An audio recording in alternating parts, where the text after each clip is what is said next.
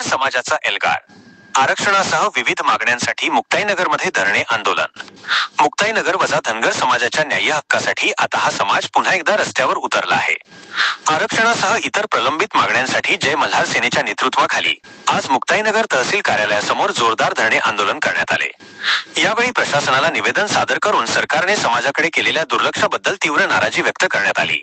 सरकारने 15 दिवसांत मागण्या मान्य न केल्यास राज्यव्यापी आंदोलन छेडण्याचा इशाराही आंदोलकांनी दिला आहे।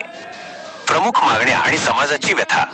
या आंदोलनात धनगर समाजाने अनेक महत्त्वपूर्ण मागण्या शासनासमोर ठेवल्या आहेत। या मागण्यांमध्ये प्रामुख्याने मेंढपाळांच्या वस्त्यांवर होणारे दरोडे आणि मेंढ्यांची चोरी रोखण्यासाठी कठोर कारवाई करण्याची मागणी आहे। तसेच महिलांवरील वाढत्या अत्याचारावर अंकुश घालण्याची मागणीही करण्यात आली आहे। सर्वात महत्त्वाची मागणी म्हणजे धनगर समाजाचा अनुसूचित जमाती एसटी प्रवर्गात समावेश करून त्यांना आरक्षण लागू करणे। अनेक वर्षांपासून प्रलंबित असलेला हा मुद्दा आजही अनुत्तरित आहे।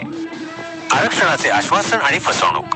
राजकीय पक्षांनी धनगर समाजाला अनेकदा आरक्षणाचे आश्वासन दिले आहे।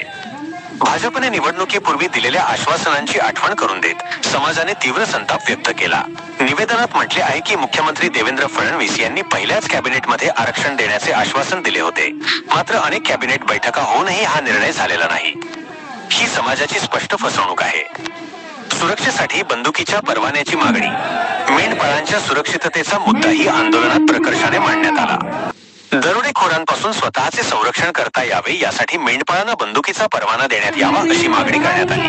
ही अनेक वर्षांपासूनची मागणी असूनही सरकारने याकडे दुर्लक्ष केल्याचे आंदोलकांनी सांगितले। 15 दिवसांचा अल्टिमेटम। जय मल्हार सेनेच्या पदाधिकाऱ्यांनी शासनाला 15 दिवसांचा अल्टिमेटम दिला आहे। या कालावधीत सरकारने मागण्यांवर ठोस निर्णय न घेतल्यास राज्यभर तीव्र आंदोलन सुरू करण्याचा इशारा देण्यात आला आहे। यावेळी आंदोलनाला आमदार चंद्रकांत पाटील यांनी भेट देऊन पाठिंबा दर्शवला। या आंदोलनात जय मल्हार सेनेचे राष्ट्रीय अध्यक्ष लहुजी शेवाळे यांच्यासह उत्तर महाराष्ट्र अध्यक्ष रवी पवार, जिल्हाध्यक्ष मिठाराम ठेलारी आणि इतर अनेक प्रमुख पदाधिकारी व समाजबांधव मोठ्या संख्येने उपस्थित होते।